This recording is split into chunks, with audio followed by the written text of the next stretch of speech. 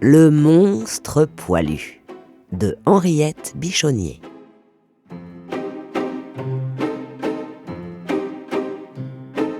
Au milieu d'une sombre forêt, dans une caverne humide et grise, vivait un monstre poilu. Il avait une tête énorme, directement posée sur deux petits pieds ridicules, ce qui l'empêchait de courir.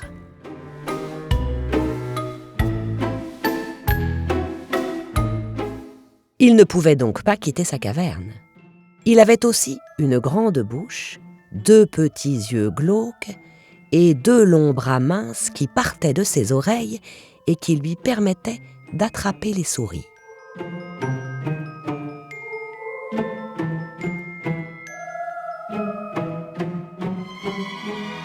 Le monstre avait des poils partout, au nez, aux pieds, au dos, aux dents, aux yeux et ailleurs.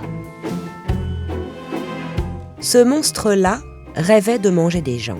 Tous les jours, il se postait sur le seuil de sa caverne et disait, avec des ricanements sinistres, « Le premier qui passe, je le mange. » Mais jamais les gens ne passaient par là, car la forêt était bien trop profonde et bien trop sombre.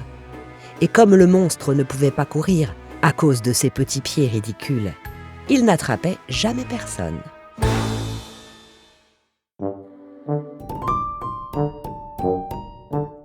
Pourtant, avec patience, il continuait à attendre et à dire « Le premier qui passe,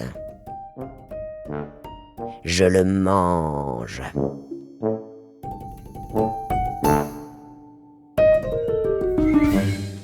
Un jour, un roi chassait dans la forêt et il se perdit entre les arbres. Il s'approcha par mégarde de la caverne du monstre poilu.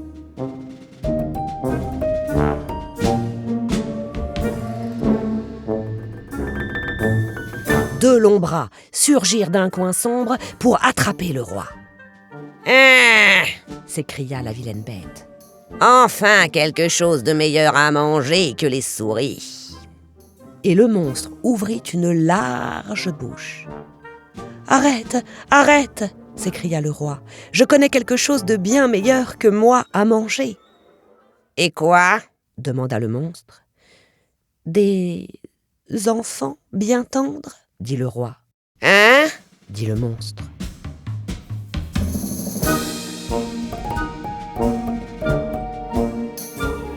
Alors, il attacha une grande ficelle à la jambe du roi et dit qu'il voulait bien le laisser partir s'il pouvait lui ramener un enfant à manger. Le roi promit qu'il reviendrait avec le premier gamin qu'il rencontrerait.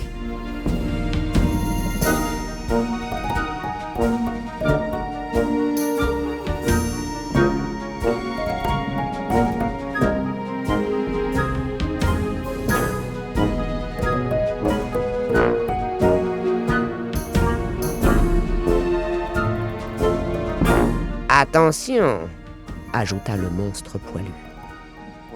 Si tu essaies de me tromper, je tire sur la ficelle et je te ramène ici.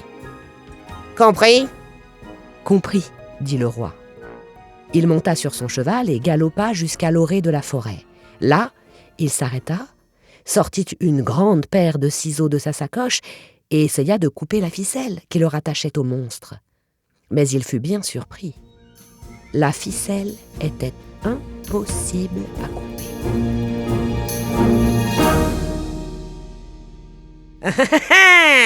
« ricana le monstre au loin. « N'essaie pas de me tromper !» Désolé, le roi se remit en route.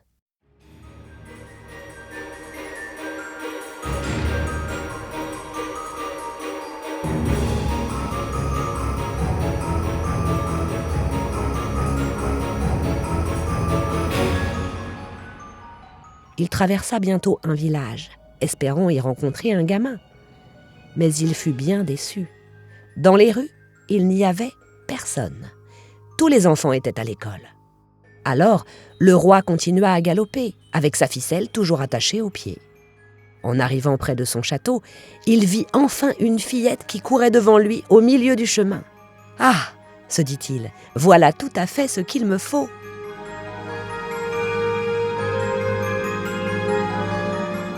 Mais quelle ne fut pas sa surprise lorsqu'il vit, en s'approchant, que la fillette en question était sa propre fille, la petite Lucille, qui s'était échappée du château pour aller s'acheter des malabars.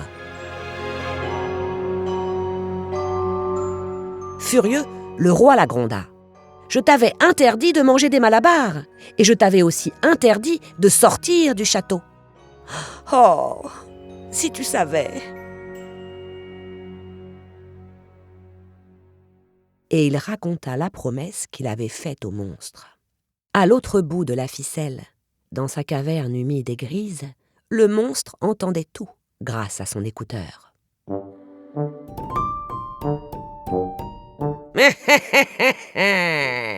Ricanait-il. « Pas d'entourloupette. Je veux cette petite fille tout de suite. » Le roi se mit à pleurer et la petite Lucille dut le consoler. « Ne pleure pas, papa, dit-elle.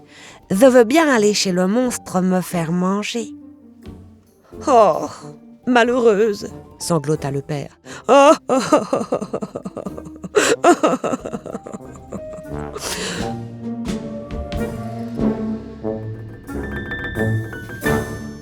Il fit monter la petite fille sur son cheval et retourna à la caverne, d'où le monstre le guidait en tirant sur la ficelle.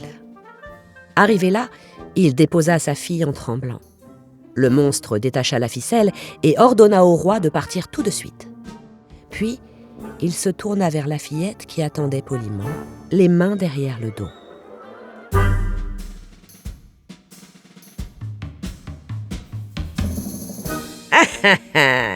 S'écria le monstre. « Je vais te manger, mon petit lapin. »« Poil aux mains, dit Lucille. »« Quoi ?» dit le monstre. « Je dis poil aux mains parce que vous avez des poils aux mains, dit Lucille. Et c'était tout à fait exact. Le monstre avait bien des poils aux mains, vu qu'il avait des poils partout. « Ça, par exemple, dit le monstre. Petit effronté. Poil au nez, dit Lucille. Surpris, le monstre dut reconnaître qu'il avait aussi des poils au nez, puisqu'il était poilu partout. Mais comme il était en colère, il menaça la fillette. « Je vais t'apprendre, moi. Poil au doigt, dit Lucille. Tu vas le regretter. Poil aux pieds. C'est tout de même malheureux. Poil aux yeux. Attention, je compte 1. Poil aux mains. 2. Poil aux yeux. 3. Poil aux bras. 4. Poil aux pattes. Le monstre, hors de lui, se roulait par terre de colère. C'était d'ailleurs très drôle à voir. Maintenant, il hurlait. Ce ne sont pas des manières de princesse. Poil aux fesses. Maintenant, c'est fini. Poil aux kiki. Le monstre enrageait. La fureur le faisait gonfler. Gonfler, gonfler. Il enfla tant et tant qu'à la fin, il éclata de colère, explosant en petits morceaux qui s'envolèrent dans tous les sens et devinrent des papillons multicolores et des fleurs parfumées.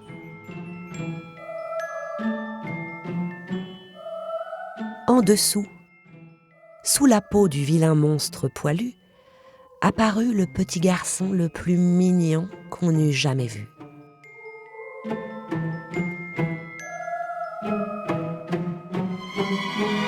« Je suis le prince charmant, Poil aux dents, déclara-t-il avec un beau sourire.